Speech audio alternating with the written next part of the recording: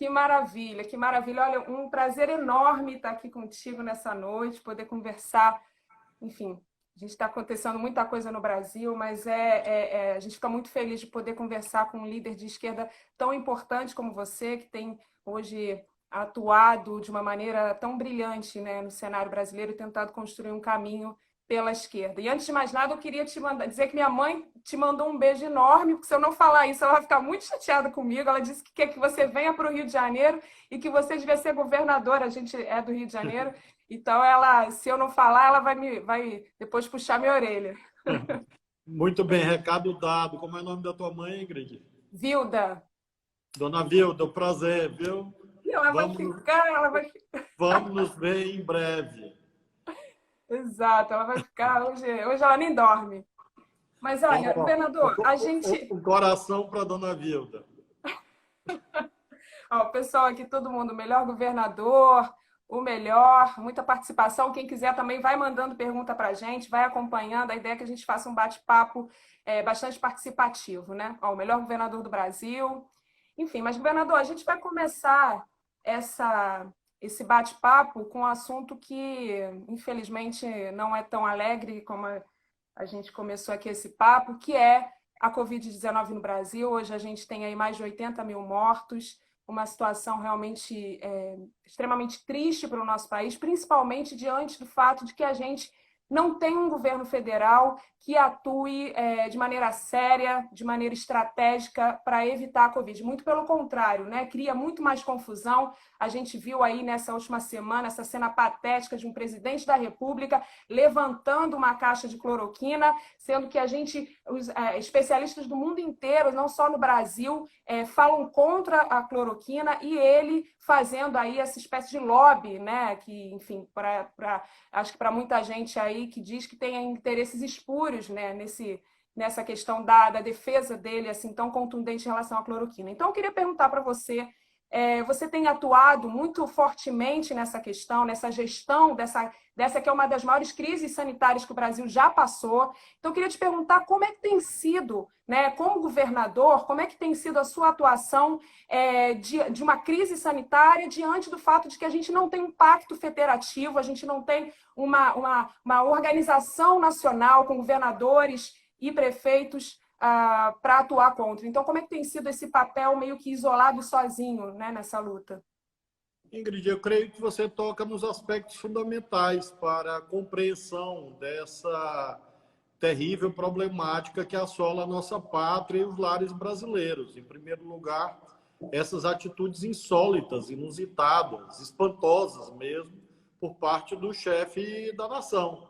Esta atitude de exibir uma caixa de remédio configura realmente um desvio das prioridades nacionais, além de configurar um gesto irresponsável, uma vez que ele não possui a formação técnica necessária para induzir as pessoas, e é disto que se cuida. O presidente da República tem poderes simbólicos, ele persuade ou dissuade a prática de condutas. Então, esta imagem é, sim, uma síntese dos desacertos que derivam da atitude pessoal do presidente da República, que é definitivamente o principal responsável por esta situação, uma vez que ele não só se omitiu, como sabotou a adoção de medidas eficazes. Tivemos esse tema do distanciamento social, em que ele foi um agente sabotador desde o início, gerando contradição e, portanto, negando um dos papéis fundamentais de quem preside a República, que é exatamente buscar a convergência, união. Ele, pelo contrário.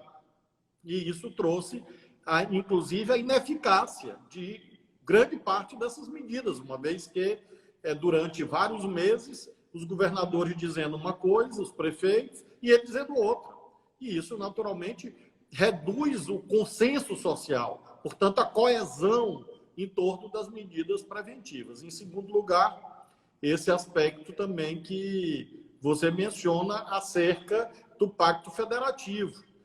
que no caso do SUS, do Sistema Único de Saúde, está consagrado não só na Constituição, como em uma lei que agora completa 30 anos, que é a Lei 8.080, a lei que consagra a gestão tripartite do SUS.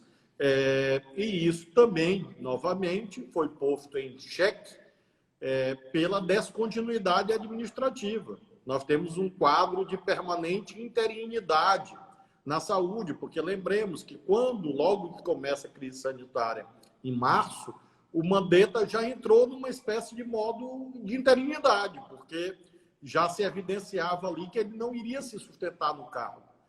Depois veio um ministro Taixe, o breve, que acho que ficou poucas semanas, e agora um interino que está há meses, numa interinidade indesejável. Então, é lógico que a função de coordenação nacional, que legalmente compete no âmbito do SUS à esfera federal, também foi comprometida.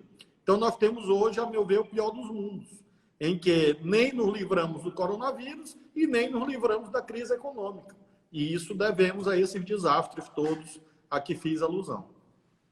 Exato, você começou, tocou nesse assunto da crise econômica, a gente tem aí, o desemprego aumentou chegamos em quase 13%, né, 12,9%. O FMI, a previsão da FMI de queda no PIB de mais de 9%, quer dizer, a situação é extremamente grave, a gente está vivendo e vai se aprofundar mais, uma das maiores crises de recessão da história do Brasil. Então, eu queria que você falasse um pouco disso, né? Tem essa agenda ultra neoliberal do Guedes, enquanto que países, a gente vê na história, né, de pós-guerra, por exemplo, o New Deal, o Plano Marshall, enfim, em que o Estado entrou com força, apoiado pelo próprio capitalismo, para que existisse naquele momento, porque era fundamental a participação e a atuação mais forte do Estado na economia, né? E aqui, pelo contrário, no Brasil é o contrário, uma agenda ultra neoliberal, mas que não por outro lado, nacionalista, quer dizer, ela não se preocupa com a questão da gestão da crise nacional, né? Me parece que é muito mais uma gestão dessa crise para o mercado financeiro, enfim, para outros interesses que não da população. Então, eu queria que você falasse um pouco dessa questão da crise econômica, como é que você está atuando isso também, como é que isso está chegando nos governos estaduais, no seu governo lá no Maranhão, e o que você sugere, o que você acha que tem que ser a solução para essa crise econômica? É um novo New Deal, por exemplo, dos trópicos? Quando o liberalismo se implanta no Brasil, com a conformação das primeiras instituições do Estado Nacional recém-independente, né, no século XIX, ele se deu concomitantemente à manutenção da escravização negra. E isso gerou, obviamente, essa ideia fora do lugar em que, mesmo uma Revolução Democrática Burguesa, o liberalismo, essas virtudes da igualdade perante a lei, por exemplo, não se concretizaram na sua plenitude no Brasil. Isso fez com que o liberalismo no país, desde sempre, e agora de modo muito evidente, tem esta marca ontológica da exclusão, da negação de direitos para a maioria, porque é um engenho que não se implantou plenamente no nosso país, mesmo nessas virtudes mais jurídico-formais. Nós vimos agora este desembargador a se pretender acima da Constituição, acima da legalidade, mostrando como esses estamentos, que deveriam ser os guardiães de uma ética da legalidade, acabam reproduzindo etos, condutas, comportamentos de senhores escravocratas, que consideram que cidadãos não são detentores de direitos, e sim de sujeições, de subalternidades. Isso no terreno econômico se manifesta por essas resistências a políticas mais universalizantes. É importante dizer isso porque, na sua pergunta mesmo, Ingrid, você alude a países capitalistas. E, às vezes, quando nós falamos do papel do Estado, é como se fosse um pensamento socialista. Não, nós estamos falando de que uma visão capitalista, uma visão mesmo de proteção daquilo que é fundamental para o mercado, que é a demanda, exige, nesse instante, um papel mais alto da intervenção do Estado. Ora, quando você tem uma visão de direitos universais, uma visão autenticamente liberal na arquitetura, da visão mesmo da igualdade, da busca de direitos, de oportunidades. Não é o que se verifica no Brasil. De fato, há uma obscenidade que legitima a ideia de governos de poucos para poucos. Vimos agora essa batalha do Fundeb, que está sendo travada nesse momento. É realmente um escândalo. Então, quando nós vemos que uma temática como esta, que inclusive percorre décadas, porque o Fundef foi criado em 1996, no governo Fernando Henrique Cardoso.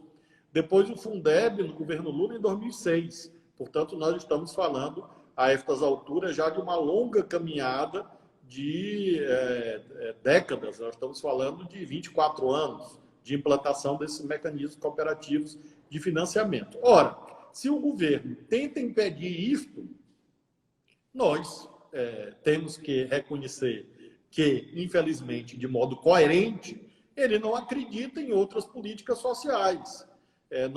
Nós tivemos a implantação do auxílio emergencial como uma vitória do campo nacional popular, articulado com o centro político da Câmara, do Senado, e conseguiu apresentar esta agenda e fazê-la vitoriosa.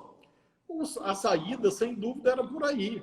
Enquanto o governo busca caminhos equivocados, como, por exemplo, se apropriar de uma parte do Fundeb para fazer renda básica, o que é, obviamente, inconstitucional, ou mantém exotismos, como o teto de gastos previsto na Constituição, levando a um risco de uma paralisação administrativa, um colapso administrativo na esfera federal já no ano de 2021. Então, eu diria que o governo insiste nesses caminhos errados, derivados dos seus dogmas ideológicos e da sua filiação a essa matriz histórica excludente, perversa, concentradora, que marca grande parte da elite brasileira, enquanto nós temos que nos contrapor com uma agenda de direitos e de serviços públicos baseada na progressividade tributária e no uso dos poderes soberanos do Estado, como os outros países estão fazendo. Tenho insistido que o papel do Banco Central e do Tesouro Nacional está na Constituição, artigo 164 da Constituição, inclusive o seu parágrafo 2º. Lá é o caminho, progressividade tributária, usar os poderes do Banco Central e do Tesouro Nacional, para que com isso nós possamos cumprir 3 tarefas fundamentais: obras públicas, para gerar empregos; 2, apoiar de verdade micro e pequenas empresas; 3, garantir as políticas sociais universalizantes. Mas você fala de descentralização, já vi algumas falas suas sobre tentar promover uma descentralização maior federativa. O que seria isso na prática? O que você tem proposto para a gente entender? Nós consideramos, Ingrid, que na arquitetura institucional brasileira, e até considerando a dimensão continental do nosso país, nós precisamos situar a repartição vertical de competências, ou seja, a forma federativa de Estado, na perspectiva democrática, na moldura democrática. A forma federativa de Estado, na medida em que ela se fortalece, ela é uma garantia para cidadãos e empresas, para todos. Então, essas políticas que mencionei, de obras, de micro e pequenas empresas, políticas sociais, devem se dar mediante uma articulação federativa, como o SUS e o próprio Fundeb. Então, o SUS e o Fundeb são artefatos, construtos institucionais vitoriosos dessa noção de federalismo cooperativo. E acho que todos os desdobramentos que eu sugiro vão nessa direção também de articulação no interior da federação, até para conter os impulsos despóticos que integram a identidade do Bolsonaro e do bolsonarismo. Agora, você falou essa questão dos poderes e da distribuição dos poderes. Recentemente, agora, o ex-presidente Lula ele entrou com um protocolo, enfim, de mandato de segurança no STJ, por conta dessa questão do ministro da Justiça ter negado informações relacionadas a essa cooperação, que não ficou muito clara ainda, internacional entre o FBI e a Lava Jato. A gente teve, ao longo desses últimos anos, a gente está vivendo uma crise, que é uma crise para além de política, uma crise também das instituições, de uma maneira geral, e do judiciário. Então, como é que você vê essa questão, essa relação que não está clara, como é que se expõe isso? E se você acha que isso, né, que essa cooperação, ela demonstra, de alguma forma, que pode sim ter havido um projeto dos Estados Unidos, de interesses de empresas americanas para tirar a esquerda do poder aqui no Brasil. Não há nenhuma dúvida que a disputa geopolítica que se trava atualmente no planeta influenciou muito fortemente nessas modalidades de intervenções judiciais. Na verdade, é o direito penal do inimigo que foi implantado no Brasil, uma doutrina do direito penal que nasce ou se fortalece muito, em larga medida, após aquela tragédia do 11 de setembro nos Estados Unidos. Só que na sua feição original, o direito penal do inimigo se voltava ao terrorismo, ao suposto terrorismo ou ao terrorismo. E ele tinha um ethos, que era da legalidade móvel, flexível, dútil, que se adapta numa espécie de legitimação pela ótica dos fins. Os fins justificam os meios. Isto foi importado ou foi exportado ao mundo, localizando vários inimigos nessa feição da guerra híbrida ou dessa disputa geopolítica de influências globais muito acirradas, acabou fazendo com que os mesmos pressupostos teóricos do direito penal do inimigo voltado ao terrorismo fossem aplicados aos casos reais ou não de corrupção. Então, nós vimos isso na América do Sul inteira. Nós estamos vendo agora, neste momento, há debates judiciais no Equador, na Bolívia, houve anteriormente no Paraguai, na Argentina, no Brasil. Então, não há nenhuma dúvida. Porque, do ponto de vista jurídico formal, eu digo sempre para meus colegas que isto, daqui a algumas décadas, vai virar uma espécie de piada, uma piada geracional. Quer dizer, a geração futura vai se vingar da nossa, dizendo como que uma operação que tinha o nome Lava Jato, por conta de um posto de combustível situado em Brasília, gera um inquérito em Curitiba que acaba por julgar uma situação de um apartamento em São Paulo que antecede, inclusive, os fatos que ensejariam a tal Operação Lava Jato. Não há conexão no processo penal no mundo que sustente esta barbaridade processual.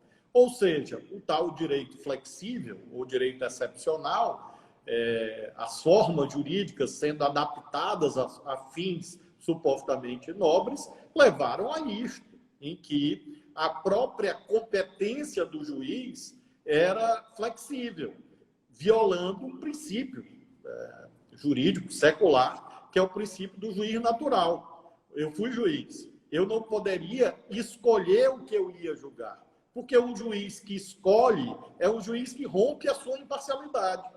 Se o juiz diz, olha, imaginemos a simetria com o árbitro de futebol. Imaginemos o escândalo que seria o árbitro de futebol chegar e dizer, não, eu só apito o jogo do Flamengo. E quando chegasse lá, ele estivesse com a camisa, o uniforme do árbitro, e por baixo com a camisa do dito Flamengo. Foi o que aconteceu. E isso seria um escândalo. Ninguém, mesmo o mais fanático flamenguista, concordaria que isso é um absurdo. Ora, ou de qualquer time de futebol.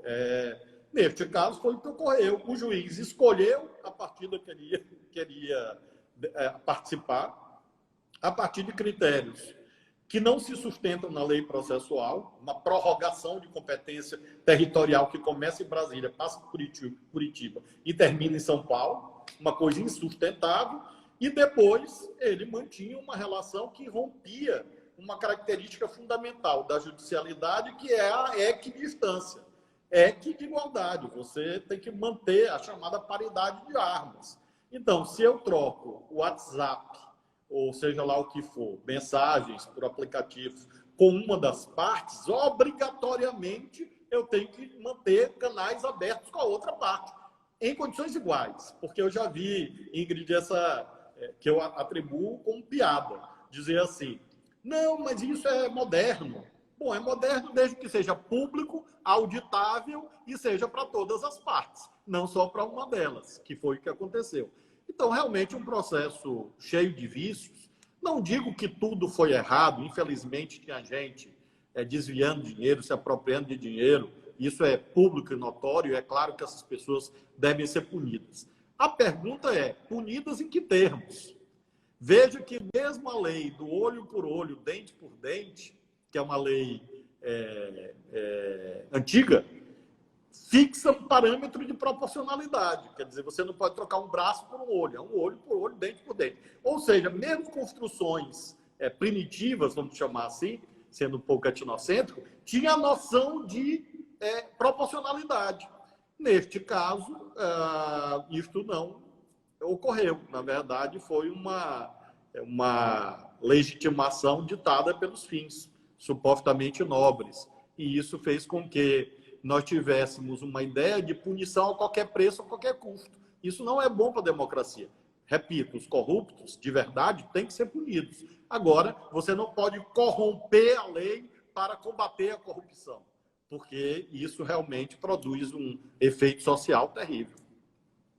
E a gente vê isso com o governo Bolsonaro, que acaba sendo reflexo disso, né? Quando você vive essa crise e essa falta das instituições, as pessoas não têm credibilidade, né? Não sentem a credibilidade nas instituições, elas enfraquecidas acabam favorecendo regimes fascistas, como a gente vê no mundo. Há exemplos claros disso, a Alemanha e a Itália estão aí para mostrar. Eu queria te perguntar agora essa questão da frente que está se construindo, quer dizer, ainda muito, a gente ainda não sabe muito como isso está funcionando, e eu queria que você explicasse para a gente. Existem algumas possibilidades, né? E existem alguns movimentos. E existe uma possibilidade de uma frente ampla com uma direita não fascista. Eu queria saber como é que está essa movimentação, se você está participando disso mais ativamente. E se você acha que cabe de fato essa direita nessa frente, e se de alguma forma você acha que isso não, a participação dessa direita não fascista numa frente contra o Bolsonaro, ela é real no sentido dela querer o fora Bolsonaro, dela pedir um impeachment, enfim, ações concretas para que se tire o Bolsonaro do poder, ou você acha que pode também haver por parte de setores dessa direita uma espécie de pressão para que o Bolsonaro fique mais palatável, mas que também não mude muita coisa, por exemplo, principalmente em relação à questão da agenda neoliberal do Guedes. Então, como é que é esse arranjo? O que está... Conta para a gente como é que isso está funcionando, está acontecendo e as perspectivas. O velho Marx tem um conceito segundo o qual a realidade é a síntese de múltiplas determinações. Então, numa situação complexa, multifacetada, você tem que analisar as múltiplas determinações para incidir sobre elas com a tática adequada. Ou seja, cada frente política cumpre um objetivo. Você não tem forma dogmática em relação a isso. Você mesmo aludiu à situação do pós-Primeira Guerra e da crise de 29, que ensejou o fortalecimento do nazifascismo. Então, você vai pesquisar os debates dos anos 30 no âmbito da esquerda, e você vai encontrar, por exemplo, Dimitrov no 7º Congresso da então Terceira Internacional, dizendo da necessidade de uniões amplas contra o nazifascismo. Então, é um debate que eu diria secular, e deve ser modulado assim. Às vezes, há muita incompreensão de que, quando nós falamos de frente ampla, nós estamos falando de frente eleitoral para 2022. Não!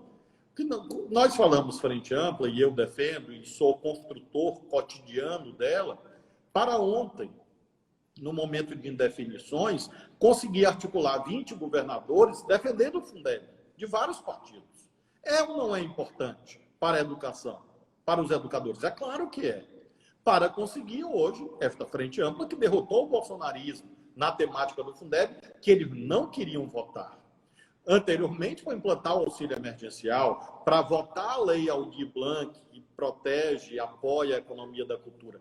É nesse sentido que nós temos que abrir os braços, como Nelson Mandela, quando saiu da prisão arbitrária na África do Sul, ele tem uma passagem na autobiografia dele, que ele diz que o CNA, que era o partido que ele liderava naquele instante, Congresso Nacional Africano, deveria ser uma generosa tenda sob as quais se abrigariam várias correntes políticas. Então, naquele momento, o que o Mandela faz? Uma frente ampla contra o apartheid e derrota o apartheid.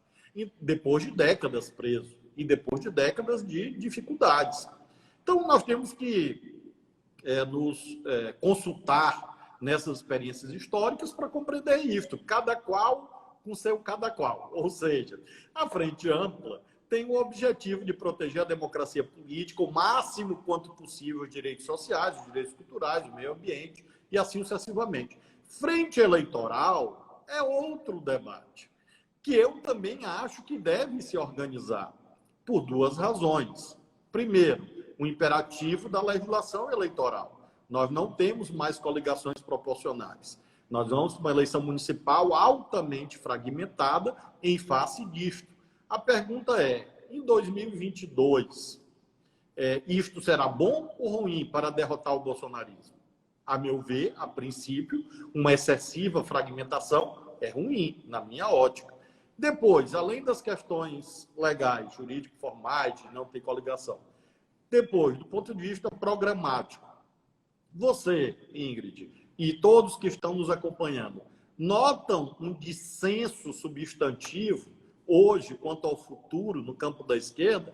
Propostas, visões, fortalecimento do Estado, universalização do serviço público, reforma tributária progressiva, proteger o direito dos trabalhadores e assim sucessivamente. Você não tem dissensos substantivos, você tem dissensos agudos quanto ao passado. Quem fez ou deixou de fazer certa coisa em 2018, ou 2014, ou 2012, e etc.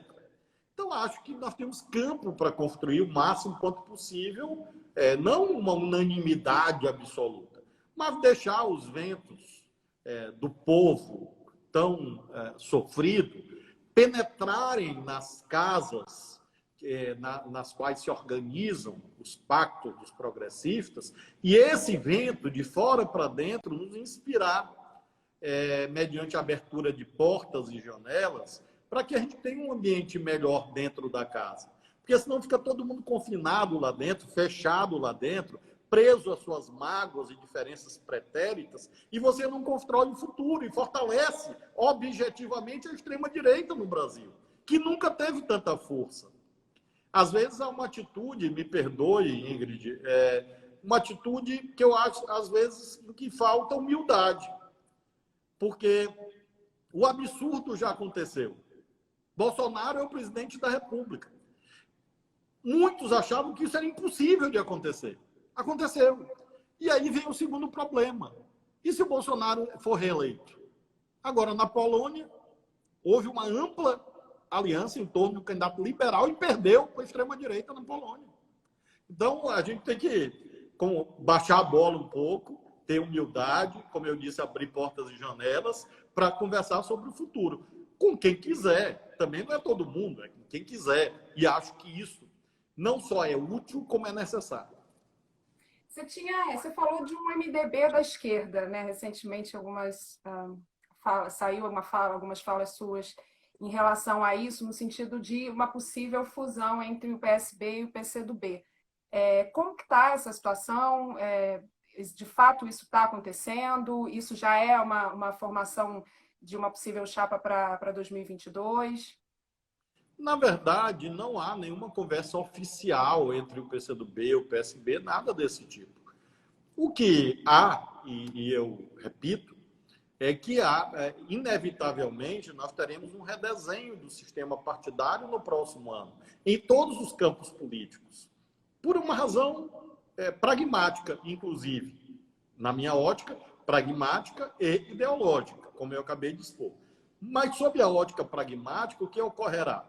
Não haverá coligação. Então, os deputados federais, que normalmente dirigem os partidos nos estados, vão fazer conta. E vão olhar, o meu partido sozinho elege o deputado federal, faz o quociente eleitoral sozinho, é um padrão novo. E há também a cláusula de desempenho. Então, a meu ver, de modo inevitável, isso conduzirá a algum tipo de rearranjo. Esse rearranjo, na minha ótica, deveria se dar sob a forma de federações partidárias, como nós temos um exemplo em Portugal, a CDU. É uma federação que reúne o Partido Comunista Português com os verdes. Como nós temos a Frente Ampla no Uruguai, o próprio CNA, o Congresso Nacional Africano, em larga medida, poderia ser considerado assim na medida em que há diferenças no seu âmbito. Quando eu informalmente aludo ao velho MDB dos anos 60, dos anos 70, que combateu a ditadura, é para mostrar que, historicamente, é possível a convivência no mesmo partido de visões um pouco diferentes. Na minha ótica, a forma jurídica, federação partidária, em que você mantém as identidades de cada partido, porém, do ponto de vista eleitoral, é uma legenda só. Acho que essa é a melhor saída. Mas, hoje, no Brasil, isso não é possível. Então, nós vamos ter esse debate no próximo ano. Agora, não é algo que diga respeito ao PCdoB ou ao PSB. Diz respeito a todo o sistema político. E eu tenho feito esse alerta. Olha, pode ser que as regras jurídicas ajudem a que nós façamos uma maior convergência para alavancar a energia cívica e, com isso, conseguir enfrentar a extrema-direita.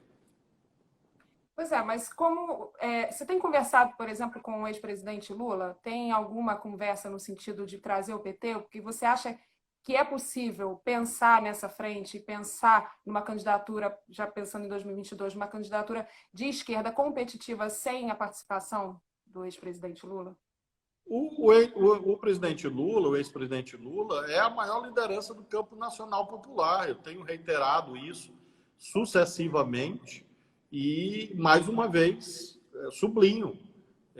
Eu não acho que o PT sozinho consiga vencer essa quadra de dificuldades. Porém, acho também que sem o PT é impossível ou muito difícil vencer essa quadra de dificuldades. É muito mais difícil, é mais improvável, eu diria. Então, claro que o diálogo é imprescindível. É a principal força da esquerda brasileira, do pensamento progressista no Brasil. Assim como também você tem outras correntes vitoriosas, o trabalhismo, os socialistas, enfim, o nosso partido, os comunistas, os cristãos engajados, progressistas, os verdes, os ambientalistas, os ecossocialistas. Então, você tem uma miríade, um emaranhado de correntes que você tem que procurar ir acomodando. Assim foi em todas as experiências vitoriosas que nós tivemos ao longo do tempo. E quando você tem um compromisso firme com a luta popular, ou seja, você não está preocupado com o estamento político, e sim com a sociedade, é muito fácil trilhar esse caminho. Em outros momentos já fizemos isso. Lembremos o segundo turno de 89, em que estavam no mesmo palanque Lula, Brizola e Mário Covas, e Ulisses, naquela ocasião, contra o Collor. Então, na campanha das diretas, da Constituinte, da anistia. Então, vários momentos isso já se produziu, acho que é hora de produzir. E é claro que, na minha ótica, o Partido dos Trabalhadores participa disso e considero que a liderança que pode coordenar essa frente orgânica, frente ampla ou federação partidária é o ex-presidente Lula, quem tem mais legitimidade, é quem tem mais estrada, mais autoridade política, foi presidente da República 2 vezes, um líder de dimensão mundial. Sem dúvida, isso tudo passa por ele. E é o que eu acho que vai acontecer no próximo ano. E o Ciro Gomes? Como é que está? Vocês têm conversado com ele? Como que tá? Eu tenho uma ótima relação com o Ciro, uma relação de proximidade há muitos anos, desde que eu era juiz, conheço o Ciro, portanto, há mais de 20 anos, e tenho uma relação de apreço, de admiração e de fraternidade com ele. É claro que isso não significa concordar com as posições que daqui da colar ele adota, como certamente também, reciprocamente, ele também não concorda com coisas que eu digo ou faço, mas tenho muito respeito por ele, acho que é um grande quadro. Ele pode estar com uma visão tática diferente nesse momento. Agora, lembremos, às vezes, por sectarismo, você ignora o passado. Ele foi ministro do Lula. eu lembro nas articulações contra o impeachment da Dilma, outro dia. O Ciro estava presente conosco, reuniões que nós fazíamos, tentando impedir o impeachment, e o Ciro estava lá. Eu sou testemunha viva e pessoal disso, eu participando junto com ele. Lembremos que o Cid Gomes era ministro da Dilma. Então você não pode pegar um desacerto pontual, mesmo que não lhe agrade, e sectarizar em cima disso. Então eu imagino, e é o PDT, né? Além do Ciro, é o PDT. É o partido de Brizola, é o partido de João Goulart, é o partido de Getúlio Vargas. Não é pouca coisa. É muita prepotência você pegar e jogar no lixo. Então você tem que procurar conjugar o máximo quanto possível. É fácil? Não é, mas é necessário. Você tem que fazer essa pregação, às vezes parece ingênuo. Eu me orgulho da minha ingenuidade. Acho que a ingenuidade é transformadora também. Pois é, você deu alguns exemplos, a Geringonça, por exemplo, em Portugal, que é um exemplo de como que essas forças de esquerda conseguiram, de uma certa forma, abrir mão, né, de algumas coisas que eram importantes, mas que não são fundamentais nessa luta, porque são muito mais na prática do que na questão do programática, né? E funcionou, e a Geringonça deu certo e conseguiram ganhar as eleições em Portugal. Você não acha que se a esquerda for fracionada como está para as eleições de 2022, a gente tem uma grande chance de perder essas eleições já de cara, quer dizer, já de início a gente já chega com muito pouca capacidade enfim, de competitividade? Sobretudo se essa divisão se der em termos muito belicistas, como nós estamos vendo hoje, muita arefa. E aí você perde tração. Nas eleições municipais, por exemplo, né? Isso. É um bom teste. Eu até me comprometo, Ingrid, se você me convidar, a depois da eleição municipal, a gente fazer uma avaliação à luz dessa conversa de hoje. Porque imagina o seguinte, você está num pântano. Você precisa de tração para conseguir sair do pântano. É onde o Brasil está nesse momento. O bolsonarismo é uma das coisas mais horrendas que o Brasil já assistiu. Em todos os sentidos, éticos, estéticos, de conteúdo, de programa. É uma coisa assim inimaginável. Ora, e produz consequências assim duríssimas. Nós iniciamos falando da tragédia do coronavírus. Eles desativaram mais médicos, porque pela luta, pela tal da guerra cultural que eles inventaram, eles desativaram mais médicos. O preço apareceu agora, na pandemia do coronavírus.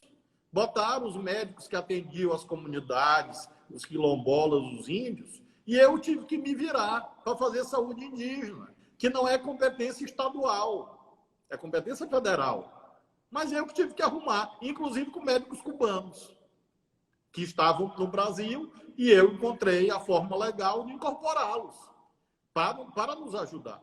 Então, essa gente produz danos muito duros à vida e à segurança, à saúde das pessoas. Então, nós estamos nesse pântano. Nós precisamos de energia. Ora, se você comparece dividido e todo mundo brigando entre si, você afasta as pessoas. Você assusta.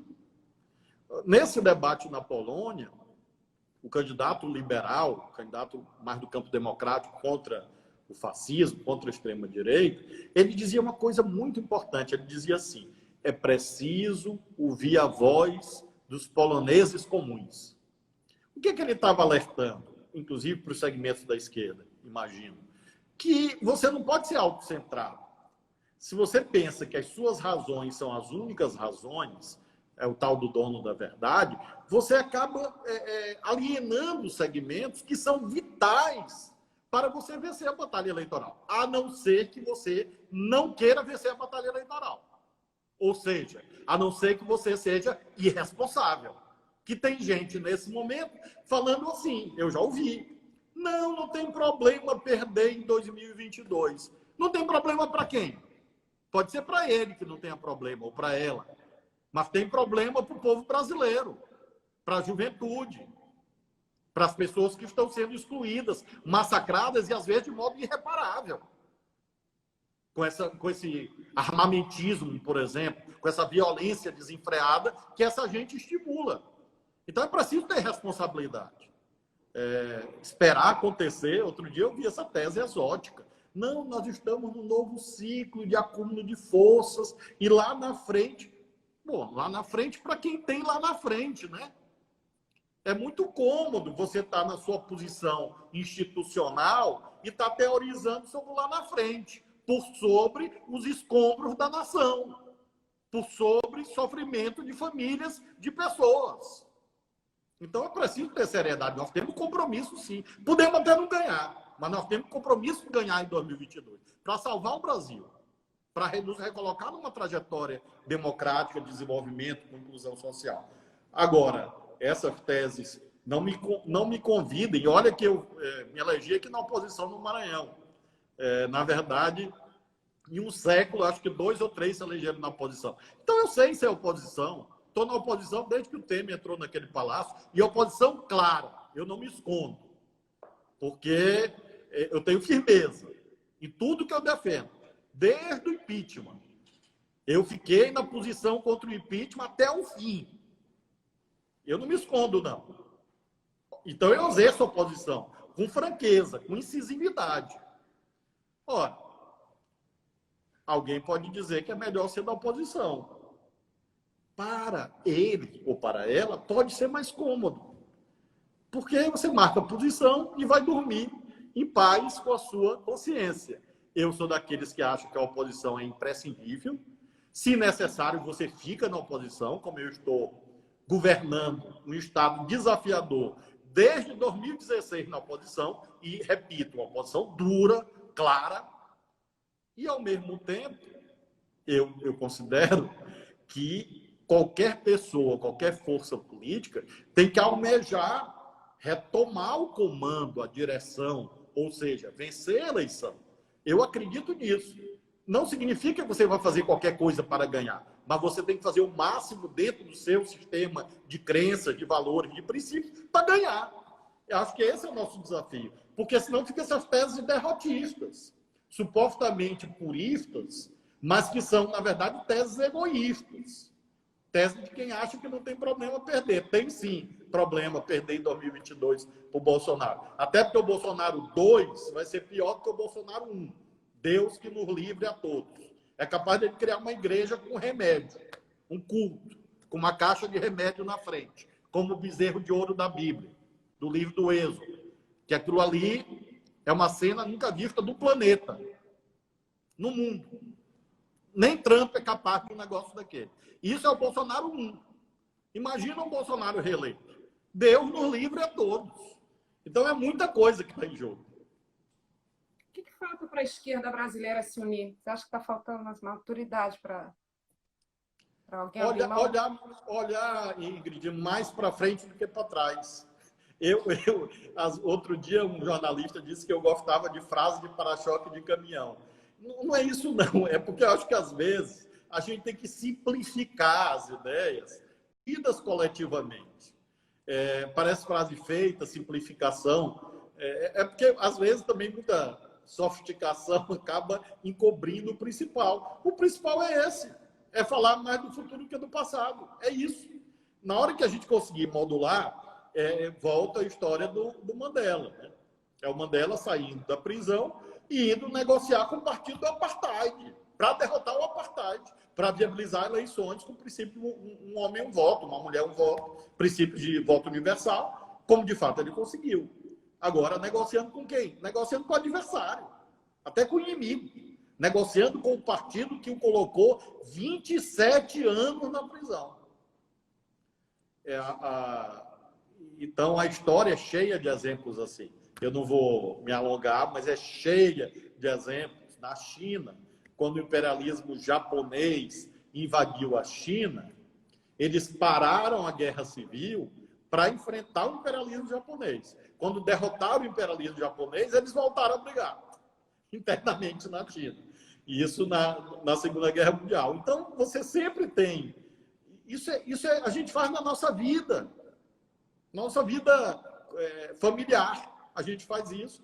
Porque se a gente vai, por exemplo, para o Natal de família, para o almoço domingo, com o espírito de todo mundo lembrar da desavença do tempo da adolescência, não tem almoço, não tem Natal. Então, é isso que você precisa fazer. É difícil, mas ao mesmo tempo é compreensível.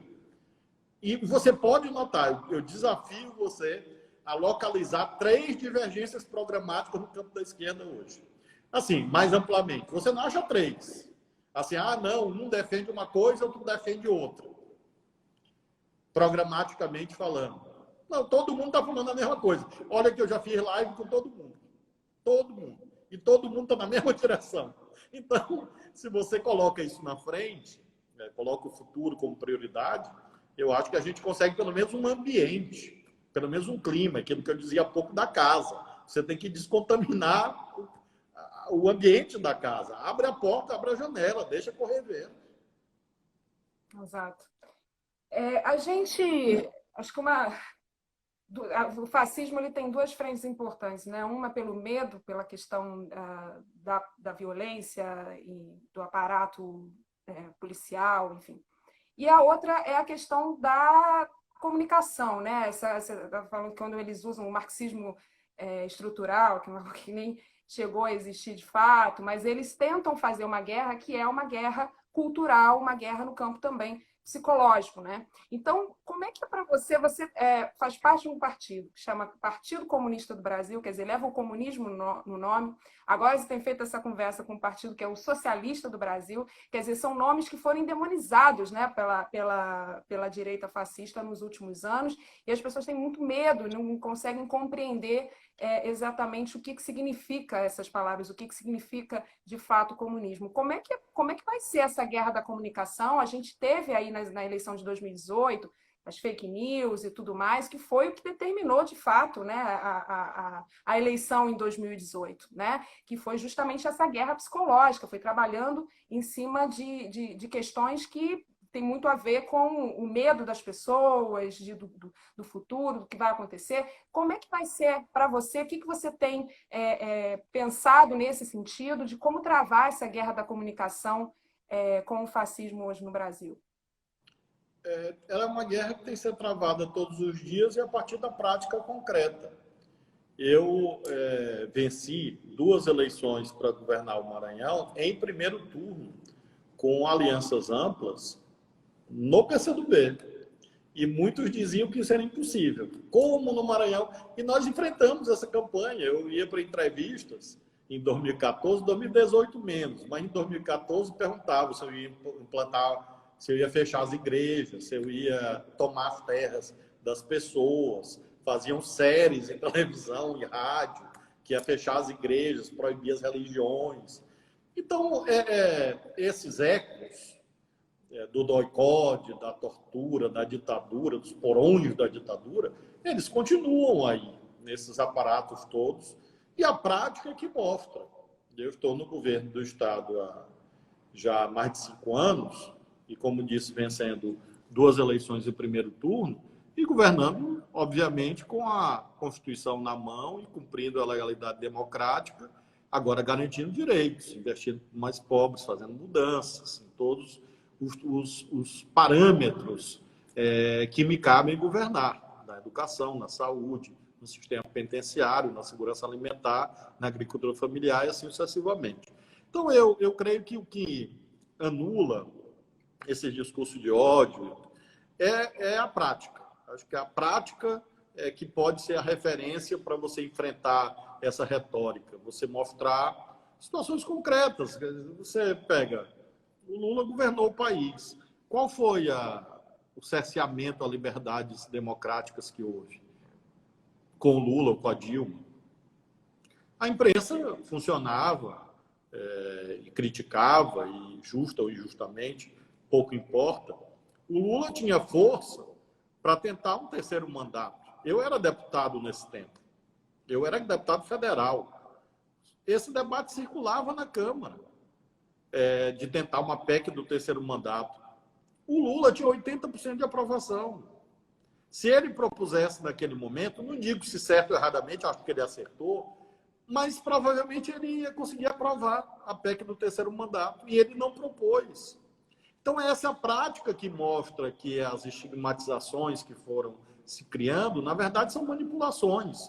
Nós temos esse desafio da internet, que hoje muito poderoso, porque são corporações, são interesses econômicos, geopolíticos, que se articulam para montar essas correntes de ódio, de distorção, como nós vimos esta fraude que foi produzida em 2018. E, em larga medida, nós estamos agora vendo tudo isso revelado pelo Supremo Tribunal Federal, porque o Supremo Tribunal Federal, no inquérito das fake news e a própria CPI das fake news, estão mostrando tudo isto financiado com dinheiro de empresas ou com dinheiro público. É preciso dizer isso com clareza. Dinheiro público financiando fake news. Dinheiro de empresas interessadas em atos de governo financiando fake news. E a lei eleitoral não proíbe financiamento empresarial? Proíbe. Então, se uma determinada empresa montou uma rede de fake news em proveito de um candidato ou em desfavor de um candidato, ela financiou uma campanha. Isto pode? Não, isto não pode, juridicamente falando. Então, nós estamos vendo a gravidade agora. Nós tivemos o mérito daquela jornalista da Folha, Patrícia Campos, Melo Campos, que agora venceu, inclusive, um prêmio, e ela fez uma matéria em 2018, mostrando isso. E agora o inquérito do Supremo mostra a gravidade disto tudo. Ou seja, o Judiciário também tem esse papel de garantidor das regras do jogo, inclusive na internet. Isso é um elemento importante.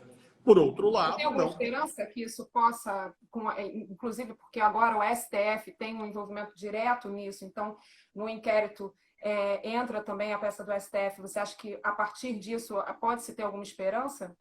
Em relação eu acho que sim, até porque você pega eu vou pegar do meu caso. As minhas redes sociais eram perseguidas por milhares de robôs.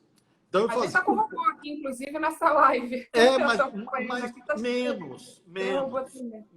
Claro, eu já vi.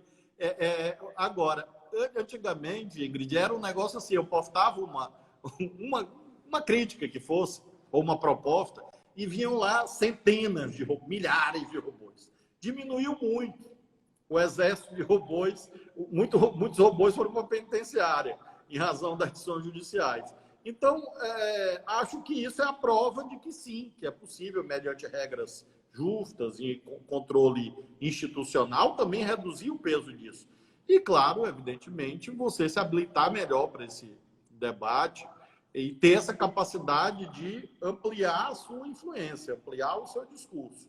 Se você fica preso às suas verdades e não prova, e não faz com que o seu discurso seja legitimado pelos outros, você acaba derrotado. Então, não basta que você tenha as melhores ideias, não basta que você tenha a convicção que tem as melhores ideias.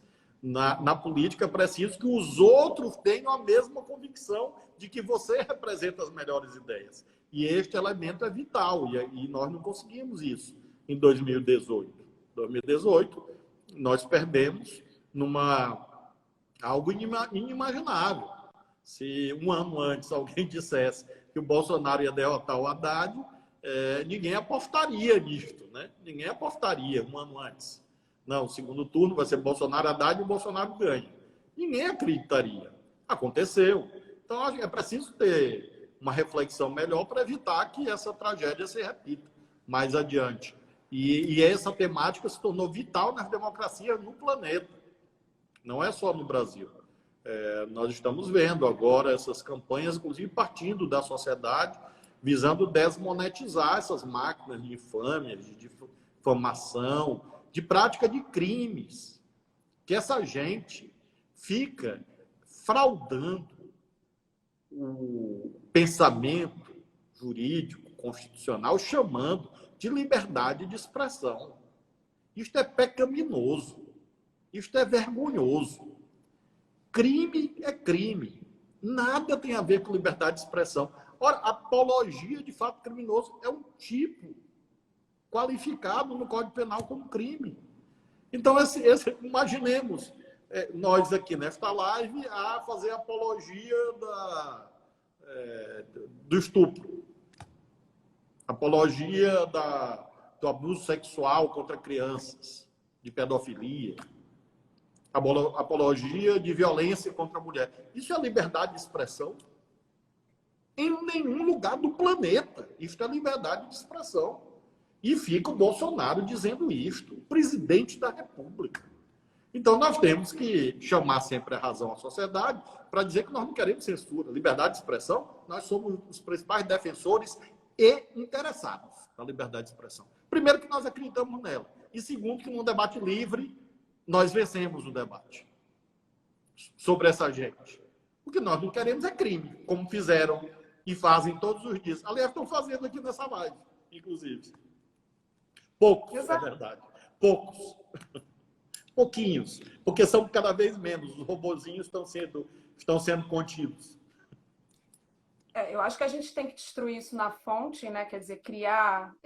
Primeiro tem uma legislação, tem um projeto de lei que hoje está no Congresso, mas tem... E criar também instrumentos, ferramentas. Acho que foi você, não sei se falou da gramática da democracia, que utilizou essa expressão, que eu achei muito bacana, porque eu acho que é isso também, né? Além da gente criar uma legislação forte e também chegar junto a YouTube, por exemplo, as redes sociais, de uma maneira geral, e cobrar, né, que dentro da legislação do país eles tenham que também ter algum tipo de instrumento que possa coibir esse tipo de ação, mas a gente também tem que ter, por outro lado, a questão de uma educação da população em relação tanto às fake news, quanto também essa política do ódio, né, que é uma política que foi extremamente disseminada e extremamente preocupante, né? Por um lado, por essa questão que eu falei, o Steve Bannon a gente vê o quanto que ele influenciou as eleições americanas, influenciou aqui, a gente vê o poder disso, quer dizer, isso tem poder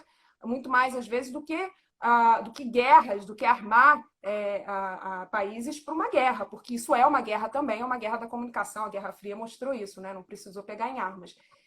Mas, por outro lado, a gente tem, aí, como eu falei, dessa questão do gabinete do ódio, existe um grupo que fica diretamente do governo, atuando também em relação às polícias estaduais, quer dizer, as polícias militares, que tem um contingente enorme, inclusive maior do que as Forças Armadas. Aqui no Rio de Janeiro e São Paulo, por exemplo, teve uma matéria agora da UOL que falou muito sobre essa questão, que acharam uma série de informações, de documentos, em que as polícias militares, por exemplo, chamavam os partidos de esquerda e tudo mais de partidos que estavam ali para promover o caos e tudo mais, né? Isso ficou claro que ali tem uma tendência, né? Foi uma ação tendenciosa dessas polícias, por exemplo, de tentar buscar opressão em relação a esses grupos de esquerda que estavam se manifestando, mas, por outro lado, em relação aos bolsonaristas que também estavam nas ruas, não houve nada, inclusive não respeitando a aglomeração, uma série de coisas absurdas que as polícias deveriam estar ali para coibir. Como é que você está vendo isso? Existe também uma procura do Bolsonaro, acho que tem um projeto de lei agora também no Congresso que busca tentar dar menos autonomia para os governos estaduais e mais autonomia para o governo federal, sendo que na prática ele não fez absolutamente nada por esse setor. Pelas polícias dos estados. Na verdade, ele não faz nada por nenhum setor, né? Ele não tem projeto claro para ninguém. Então, nem para isso, nem para aqueles que são seus aliados, ele entrega alguma coisa. Então, o que você acha como está essa questão das Forças Armadas? Como é que você está vendo isso? E o armamento da população, que agora saiu também uma matéria falando que a população aumentou em mais de 600% nos últimos 10 anos a quantidade de civis, né, que estão se armando hoje, né? E por outro lado também aquele decreto dele que acho que foi para o Exército, te retirando ali a questão do rastreamento das munições e das armas. Então, como é que você está vendo isso? Tem alguma preocupação? Eu tenho a impressão que as Forças Armadas progressivamente vão se dar conta de que romper os padrões da profissionalização é péssimo para elas próprias, porque representa a ruptura com seu papel constitucional de uma instituição permanente que, portanto, está acima das contingências políticas de um país. E quando você tem essa imbricação entre um sistema de poder, entre um governo e as Forças Armadas, você faz com que haja esta ruptura, a essa condição de instituição permanente do Estado e não uma instituição conjunturalmente no governo. Acho que, além disso, esse namoro, casamento, flerte entre o bolsonarismo e as milícias, a essas alturas muito evidente, esses vínculos que faz com que alguém que é investigado e que participou de crimes esteja escondido ou hospedado, o que importa, na casa do advogado do presidente da República, enfim, as relações são muito próximas. E as Forças Armadas, obviamente, se guiam segundo outros padrões que estão no famoso artigo 142 da Constituição Federal. Ademais, nós temos essa quebra da noção do monopólio do uso da força. Ora, se você arma a população, você está também pondo em risco o soldado da polícia, você está pondo em risco o soldado do Exército, da Marinha, da Aeronáutica, porque você está fazendo com que pessoas que não se sabe as intenções, os propósitos, tenham força material, bélica, de impor sua vontade. Então, e a nossa polícia é que mais mata, e que mais morre também, né? É uma violência. Historicamente, né? Você dissemina a violência e faz com que os próprios aparatos armados do Estado investidos legitimamente, também fiquem sob risco. Então, eu creio que, progressivamente, a ficha vai cair. Eu acho que vão entender que esse casamento com o bolsonarismo faz com que as Forças Armadas também sejam perdedoras. Como você disse, mesmo que não há entregas efetivas, no caso das Forças Armadas, há esses milhares de cargos no serviço público civil, a meu ver, até inconstitucionalmente. Agora, no caso das polícias, qual o gesto concreto? Rigorosamente nada. Nada. Não houve uma medida, rigorosamente nada. Então, há esse flerte, mas acho que daqui a algum tempo, nos próximos meses ou anos, este encanto vai se romper.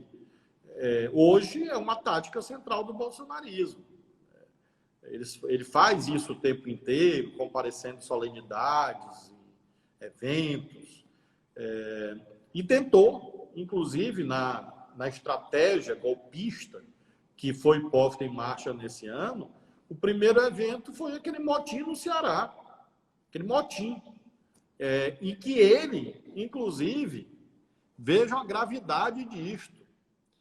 Houve, por iniciativa do Sérgio Moro, a destinação da chamada Força Nacional e uma operação de GLO, de Garantia da Lei e da Ordem das Forças Armadas no Ceará.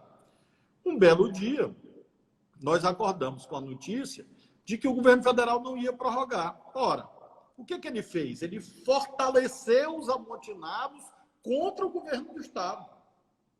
E nós, governadores, e aí de vários partidos, frente ampla, tomamos a iniciativa de dizer ao governador Camilo que ele poderia contar com policiais militares dos nossos estados. Um ia mandar 100, outro ia mandar 50, outro ia mandar 200, e a gente ia ajudar o governador do Ceará a não ficar sitiado por um motim. E quem queria sitiar o governador do Ceará eleito pelo povo? O presidente da República, ao ameaçar não prorrogar a GLO. Então, foi montada uma estratégia. Aquelas marchas militares aos domingos, militares que eu digo na estética, ele montado no cavalo, como se fosse um Pedro I, as margens do Rio Ipiranga, o ato na porta do quartel-general do Exército, clamando por AI-5. Nós conseguimos, daqui a alguns anos os historiadores vão dizer isso, nós conseguimos impedir o golpe de Estado liderado por Bolsonaro, até agora. Mas que ele pôs em marcha, sabe Deus como, objetivamente uma estratégia de ruptura, pois, aos olhos de todo mundo, cercando o Supremo, emparedando o Congresso, fazendo desfile todo domingo, afrontando as leis, os decretos, os governadores, ele pessoalmente na porta do quartel-general do Exército, fazendo um apelo para intervenção militar, emparedamento de governadores de estados, como mencionei o caso do Ceará. O que é isso, minha gente? Foi uma coincidência? Não, era um teste. Se colar, colou. Graças a Deus não colou.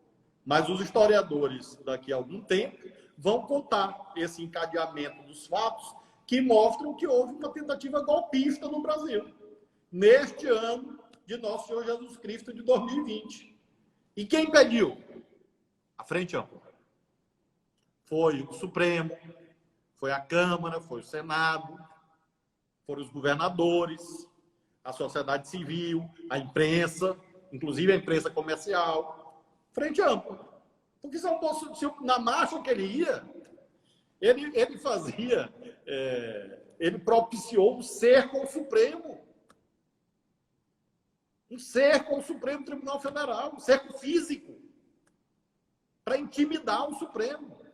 E olha que os militares, na ditadura, quando quiseram cercar o Supremo, fizeram com a AI-5 a cassação do Evangelista Silva, do Hermes Lima, do Vitor Nunes Leal, mas nunca botaram o tanque em cima da rampa do Supremo.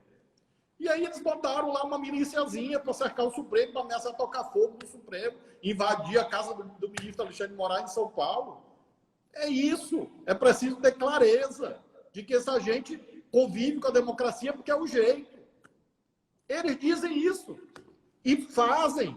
Então, são essas ameaças. E nós estamos falando, insisto nesse ponto, no primeiro mandato. Imagine, repito, que Deus nos livre a todos, ele se sentindo aprovado por uma reeleição. Aí a ameaça é maior. Por isso que nós temos que evitar isso. Porque o risco é muito grande para o Brasil.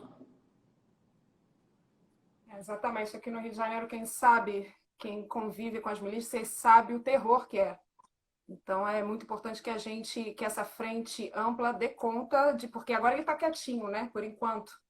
Mas não sabe até quando. Que ele tem o tempo todo ele joga com a gente.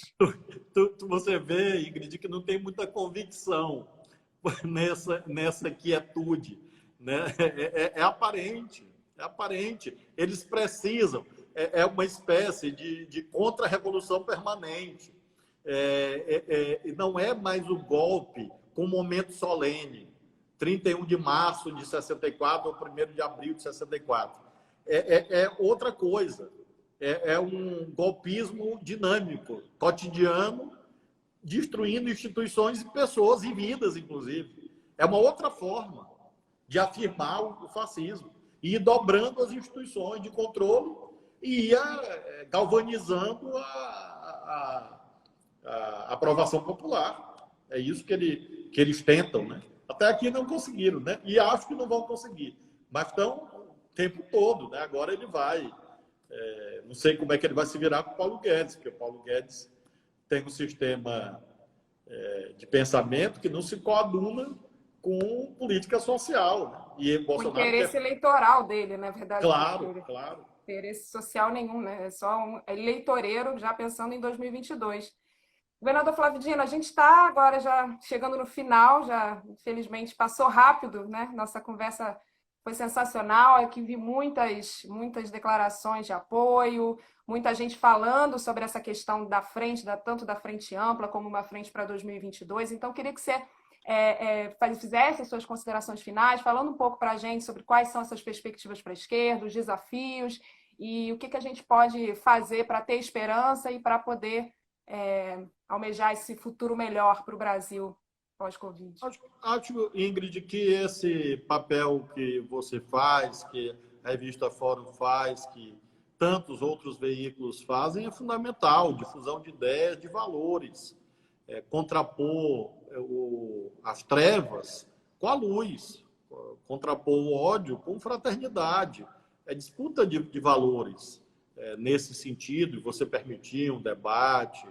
e você interage aqui com milhares de internautas, centenas, milhares, que vão difundindo isto, e você vai mostrando que o país só tem a ganhar com a experiência democrática.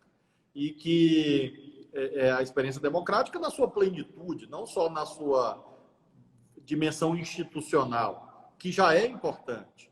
O judiciário independente, de verdade, equidistante, imparcial, um parlamento que funcione, que vote as leis, como está votando o Fundeb.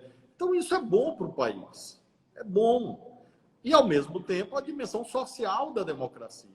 Essa ideia dos direitos, do serviço público, que é o conceito formal e material da democracia. Então, nós precisamos sempre exercer essa profissão de fé, essa profecia cívica. Acho isso vital para que a gente não possa, nós não nos transformemos numa nação de desesperados, de céticos, de pessoas entristecidas, porque, de fato, o fascismo busca isso também. Ele busca dominar a partir, inclusive, da sua capacidade de resignação, de indignação, de mobilização. É um sistema violento de poder. Violência simbólica, violência material. Isso está muito evidente a essas alturas. Então, é papel dos verdadeiros patriotas, daqueles que têm o verde e amarelo no coração, fazer essa mobilização. E eu quero, portanto, agradecer a você pela gentileza do diálogo. Gostei muito. Um grande prazer, de fato, também a revista Fórum. Agradecer aos internautas todos que comentaram, os a favor e os contra. Agradeço também aos verdadeiramente contra. Eu só não posso agradecer a robô, né, porque fica esquisito. Mas as pessoas que têm uma visão diferente também, obviamente, as respeito igualmente em relação àquelas que eventualmente concordam com as ideias que eu aqui expus. A vida é assim. E quero concluir com essa tarefa principal de nós enfrentarmos a pandemia, enfrentarmos o coronavírus, vencermos o coronavírus. Nós temos uma agenda muito importante nesse segundo semestre. Às vezes a gente fica olhando lá em 22, enfim, nós temos uma agenda central, que é preservar a vida das pessoas, ver como cuida da economia, como você garante emprego, trabalho, renda para as pessoas, porque a situação econômica, como você disse bem no começo, Ingrid, é muito grave e tende a piorar nesse segundo semestre. Então, é muita coisa que a gente tem que fazer. Então, eu estou concentrado nessa agenda, lutando muito, e quando for possível, convido você, todos os internautas, a visitarem o Maranhão para a gente mostrar nossas escolas de tempo integral, para a gente mostrar os nossos hospitais, os nossos 50 restaurantes populares, que é a maior rede de segurança alimentar do país hoje, para a gente mostrar como a gente paga o maior salário dos professores do país, mostrarmos coisas concretas que não significam a solução de todos os problemas. Nem Jesus Cristo, Deus feito gente, conseguiu. Imagina eu, claro que não. Mas nós temos passos concretos. Vai ser uma alegria apresentar para vocês da Fórum e para todos os internautas que queiram visitar o nosso estado. O que nós não podemos fazer é desanimar. Se a gente desanima, aí o inimigo venceu. Eu realmente tenho muita certeza de que, fazendo as coisas certas, a gente consegue vencer os desafios futuros. Vamos nos concentrar no agora e, sobretudo, ter essa atitude fraterna. Acho que esse é o mais importante. Pé no chão, humildade, serenidade, coragem sempre. Coragem, firmeza, incisividade e contundência. Isso não é um direito, isso é um dever, é uma obrigação. Eu digo que a oposição que eu exerço não é um direito, é uma obrigação cívica, patriótica e popular que eu tenho. Então, você tem que ter isso. Agora, não se desesperar. Nós vamos conseguir mais adiante, logo ali, vencer o bolsonarismo. Isso será uma página triste da história daqui a algumas décadas. E, com certeza, estará lá no livro de história essa imagem do bezerro de ouro, que está no livro do Êxodo, da Bíblia, que é este culto a um remédio, que na verdade é o culto de um remédio que não representa a cura e a vida, que esse é o aspecto principal. É um remédio que oculta a necropolítica e que supostamente legitimaria a necropolítica. Então, eu tenho 52 anos, eu não sei se eu vou conseguir. Nós vamos derrotar o bolsonarismo agora. Eu digo que as narrativas históricas de daqui a 20 ou 30 anos me interessam muito. Se Deus me der vida, eu vou poder consultar, principalmente aqueles aspectos todos. Será um hiato, é um interregno, como diria Gramsci, que nós estamos vivendo. Mas o novo vai nascer logo em seguida. Com certeza, essa nova articulação democrática baseada no povo brasileiro. Fernando, que conversa sensacional. Olha, já tem 2 convites, né? Então, vamos visitar com todo o gosto o estado do Maranhão, que é sensacional, maravilhoso. Um beijo enorme para todo mundo do Maranhão, é um povo muito querido. E tem também a nossa, depois falar sobre as eleições municipais, enfim, tem muito tema para debate, para participar, para conversa. Muito obrigada, mais uma vez, por aceitar o nosso convite. Muito obrigada para todo mundo, para toda a audiência da Fórum. E espero, torço muito para que você consiga ser muito bem sucedido na construção, na costura dessa frente ampla, que é tão necessária para que a gente possa barrar o fascismo no Brasil. Valeu. Obrigada. Boa Boa noite. Um noite para todo abraço. mundo. Um abraço.